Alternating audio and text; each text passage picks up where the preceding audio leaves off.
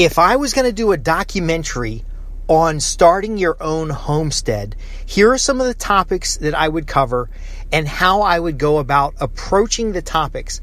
I'm doing this particular episode for your feedback and also to introduce you to some of the concepts you need to know before you start your homestead. I'm Justin Hitt with Prosperity Homestead. As you know, we cover how to set up, manage, and operate a profitable small farm or a homestead. My focus is putting you in a position where over time you can produce a wonderful family estate that has food production, financial freedom, and your own time freedoms. And so when you're thinking about setting up a homestead, I see a lot of mistakes that people make. And also I notice on a lot of the Facebook groups and the Reddit groups and stuff where they're talking about homesteading, it seems like people are wasting a lot of time. So my objective for such a documentary would be from new land to homestead, despite COVID, despite the economy, despite inflation, and actually have a kind of a retreat style setup that improves over time. So initially you'd get on the land and start surveying and start getting the land set up. But before you may necessarily have a house there, what's the approach? Now, why is this so powerful? Well, this is kind of a modern frontier for many people. A lot of folks are realizing that in the city, you don't have time freedom. You don't have financial freedom. You have a lot of restrictions that keep you from being able to provide for your family in a reasonable way. Now, what do I mean by a reasonable way? Well, the city shows up at my house and tells me that I'm growing invasive plants, that these plants are illegal to be growing and they should not be in the city at all. And I say, well, please point out the plants. Which plants are they? So they point out to me comfrey and they point out to me okra. Now I say to them, what plant is that? Because they point at the comfrey and I say, what plant is that? They're claiming it's an invasive plant. They say, well, that plant right there is illegal to grow in the city. You cannot grow that plant. I said, well, what plant is it? They say, that plant right there. I said, does it have a name? See, the point of it is they looked at a plant and they did not know what it was. Now, whether that plant was comfrey, which is actually a sterile version of comfrey that does not spread, does not have seed, or it was tobacco, because that was one of the responses. They thought it was tobacco.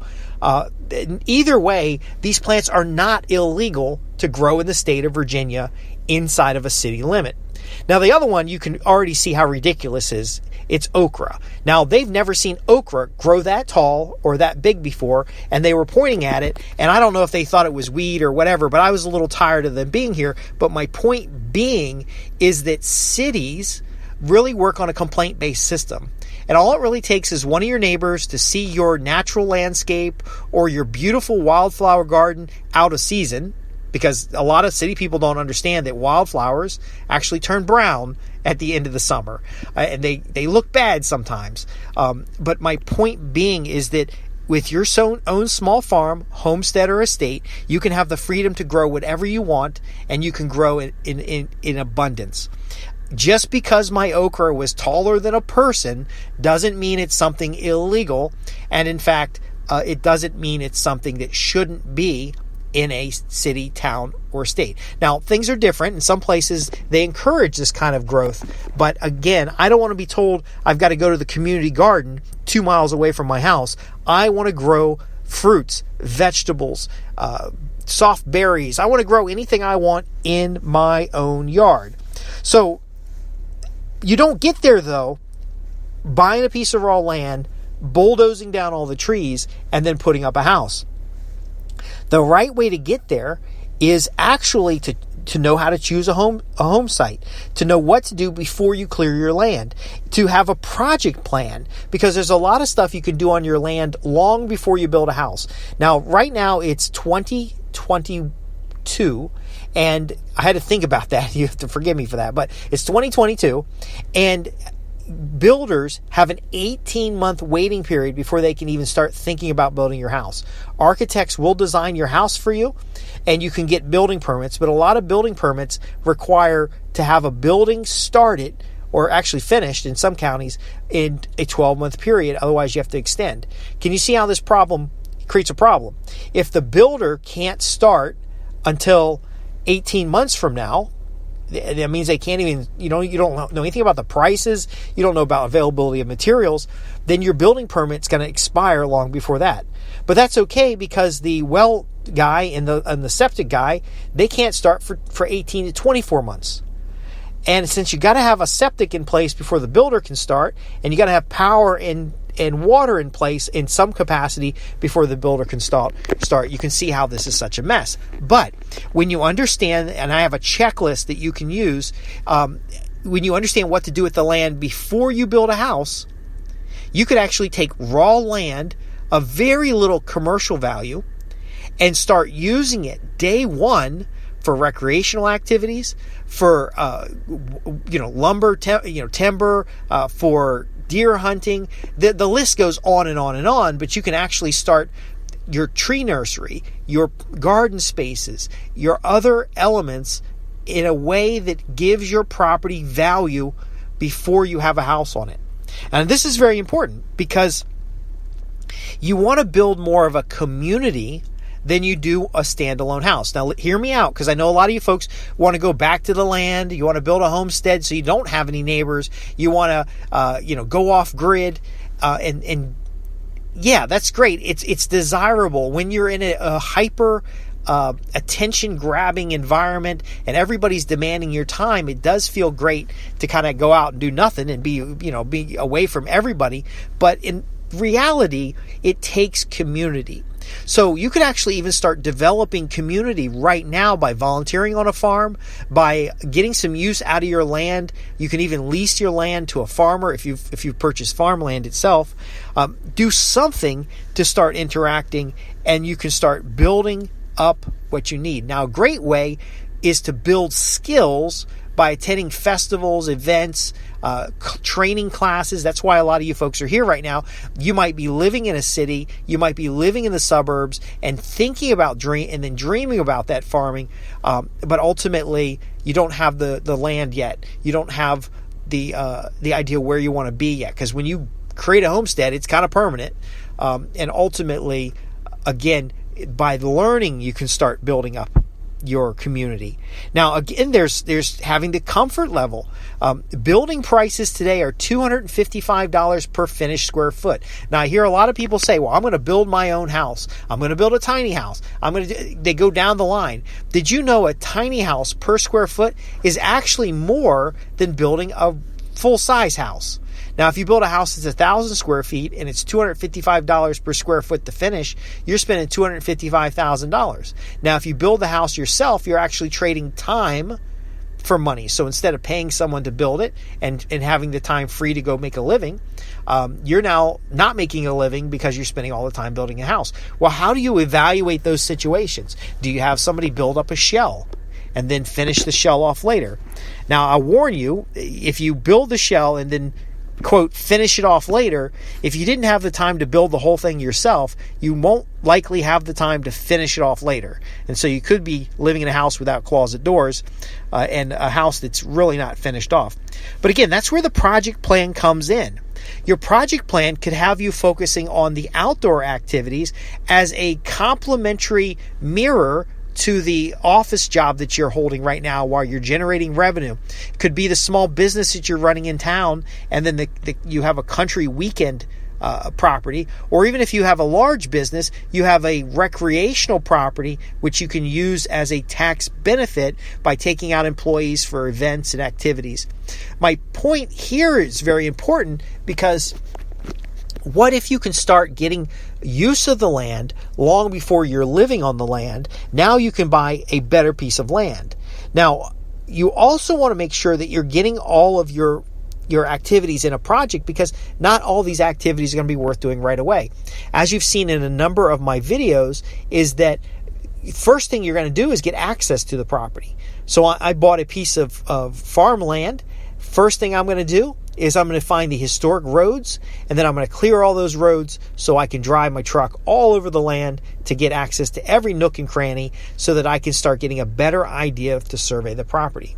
Can you see how that works? Well, in this type of documentary that we're putting together, or even future editorial calendar here, you've got, when you see these things action, you'll very often understand how to approach it. Now, one of the things that I've done is I've actually looked at historical estates. This is very interesting. I used to live near Colonial Williamsburg, and if you look at the home design and you look at the timeline of building villages or building small farms, you'll very often find that they don't use all the land up front. They, on purpose, restrict themselves to a courtyard.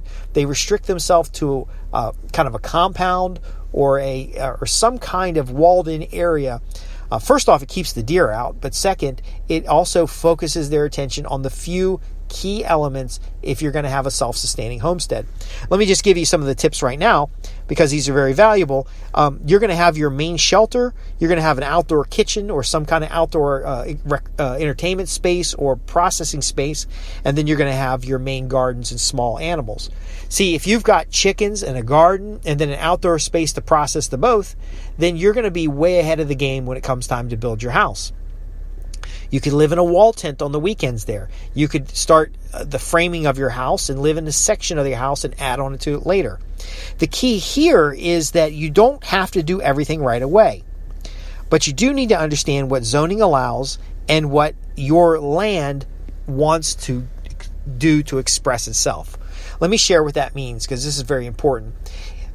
When you go jump on a piece of land really quick, and you start clearing it and you start building on it, you miss the opportunity to see how the land naturally expresses itself. What is the solar aspect? What are the areas where water exists? Are there any type of native trees that are high value? I see a lot of people will strip down a whole forest and then they end up with erosion problems, and then they miss that 10 more years they would have got double the price on those trees. Or they could have select cut the valuable trees that are at maturity, and that would have allowed space for the smaller trees to mature.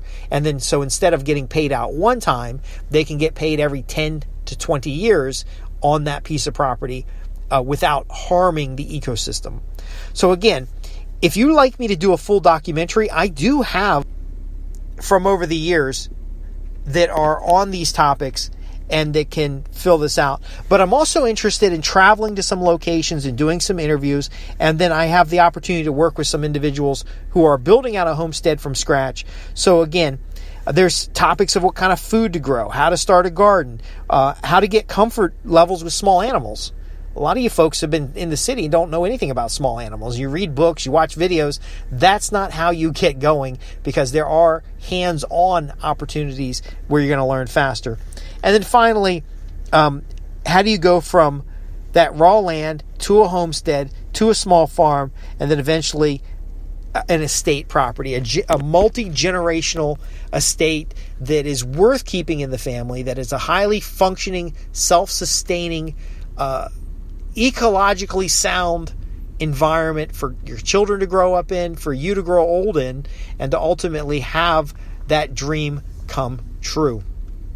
I'm Justin Hitt with Prosperity Homestead. I'd love to hear your feedback on these topics. If there's a specific topic that has caught your interest, I'd love to have you visit www.prosperityhomestead.org. Go to the contact page and just send me a note. It's very important you do that because your feedback shapes the content of these episodes. And if we do an educational program or a documentary, maybe 45-minute, I want to make sure that every minute of that program is of value to you, because I sincerely appreciate you being here, but you really are I want you to get a minute of good information, solid information, so you can spend an hour working on your dream. It is entirely possible to have a self-sufficient homestead, to have financial and physical security, to have the freedom that you're looking for, and that often comes with a homestead designed the right way.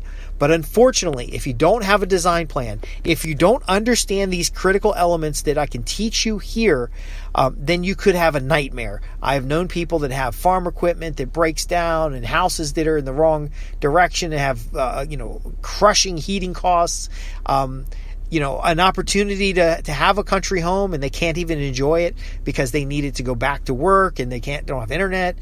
Long story short, I'm here to help you. Thanks for listening, and I'll see you in the next episode.